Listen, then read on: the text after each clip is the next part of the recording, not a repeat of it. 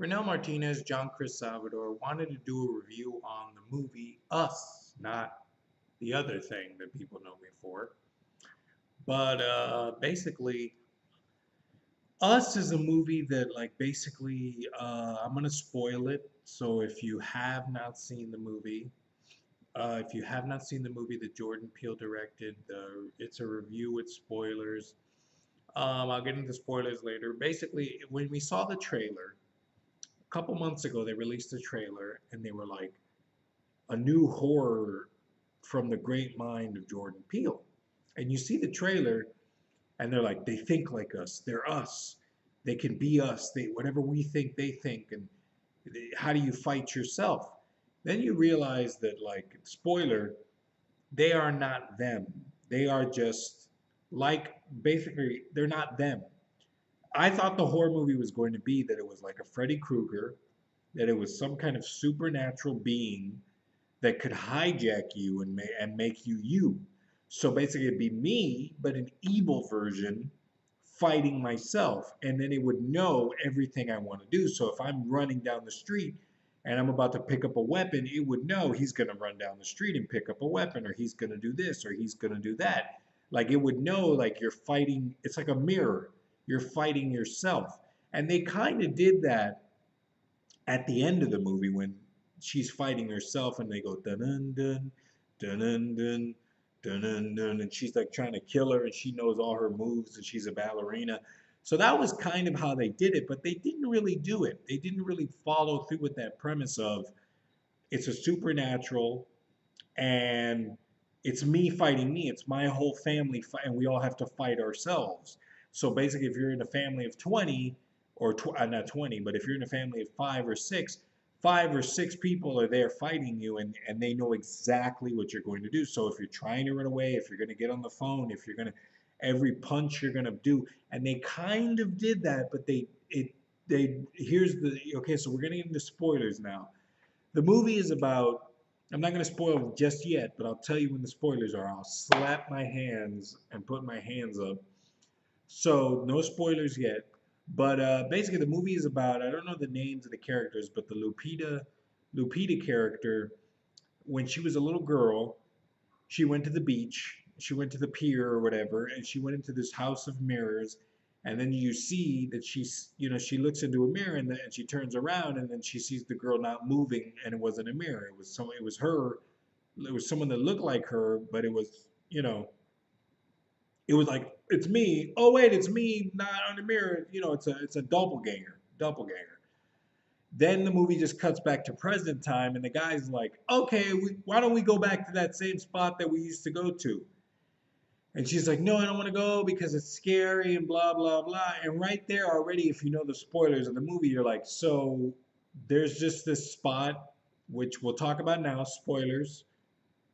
That spot, spoilers, here we go. That spot where she met herself is a spot where underground there are tunnels. There are miles and miles of tunnels that we don't know about. So there's these underground facilities that are underneath, the beach. And I'm like, okay, fine. There's an underground facility and there's rabbits in them. And they have that music, hush, hush, hush, hush, hush, hush. I don't know what the music was. That's terrible music. But the hush, hush, hush, hush, or whatever the hell the music was, I don't remember. It's the music when they pull back from the rabbits and the scary violin music, or the scary whatever music. So anyway, in the underground tunnels, there's a big idea here, which spoilers. It's that they're all clones. It's that basically the government for all this time has had people's medical DNA, I guess. I guess their sperm, their blood, their flu shots, whatever. They basically make it that if you ever went to a hospital as a baby from birth to basically, I guess when you're a kid, I'd say about like 5, 4, 7 years old, whenever you go to the hospital, the doctors are cataloging all your DNA and all your blood and everything that you give them, and they use that to make a clone of you. So I don't know how they do it, but they must give birth to you, or they just have it's a supernatural that they have a mirror box or something, and it just clones you immediately. they're known as the tethering. The people are known as the tethering. So basically, if I was born in 1986, so basically in 1986, they would have a version of me, Reynel Martinez, John Chris Salvador, whatever. I guess that would be my doppelganger, John Chris Salvador, the moniker that I have. So basically, they would have your DNA, and I gotta hurry up because I only got 10 minutes. But they would have your DNA and they would go, okay, we're gonna make birth. So I don't know how they would do that without women. I don't know how you clone without an egg and without making a human being. So I don't know where all these pregnant women are that have all these babies because don't you, I mean, it's just how do you make a doppelganger? I don't even know how. That's the ridiculous premise. And then to make one, they made millions of them. I mean, thousands and thousands, hundreds of thousands, millions of people. So these people then come out on this day. I don't know why they came out on this day when she comes back, but they come out into the world and they're all they have is a pair of scissors and red jumpsuits and they're walking around barefoot and they're just walking around stabbing people and you're like, okay, where are the police, where are the guns, where are the guns? It's funny because this is a horror movie where you know he's like, okay, there are no guns because it's a nice area or whatever. They don't have weapons enough to stop them, or maybe they do have guns. I don't know, but they all just hold hands. They like hold hands, one next to me, like a piece of paper where you cut those piece of papers where you cut and you make a string of people holding hands, which was some Hands Across America thing that they wanted to hold hands. And basically, all this happens that it's your doppelgangers exist living under a tunnel, and they have no knowledge. They have a little bit of knowledge of I think speaking English, and they kind of know enough. But they're like Lupita's evil character is like she talks like this, and this is how she talks, and I was the oh wow, not an easy voice to do. Way to go, Lupita. But she talks like this, and people think that she's one of the tethered and my child, and she kind of talks like that just to make her voice different, I guess, and scary and weird. And it wasn't a bad decision to show this family. I only have 3 minutes, but it wasn't a bad decision to do all this. It was just ridiculous because you're like, how did all these people live under there for so long without the government?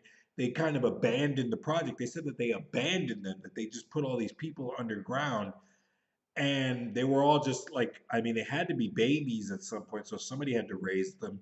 Then they were just adults and they just left them underground. I mean, curiosity, even if you're a caveman, you're gonna know, like, unless you lock these people up, I have no idea there's even an escalator to get in and out of this facility. They kind of just move around like, ooh, ooh. Sorry for the noise, but they kind of just move around. That's the toilet. But they kind of just move around like cavemen, stupid and Neanderthalic. And it's a pretty good movie in that it has big ideas, but and then there's a big twist at the end that I won't spoil, that between Lupita and herself, and you'll see. And I won't spoil that, but I'll just spoil that it was an underground tunnel with clones, and that some kind of industry, some kind of corporation made, and they abandoned the project and they left them there, and they would eat rabbits. So that I guess they know how to kill because they're killing rabbits all the time.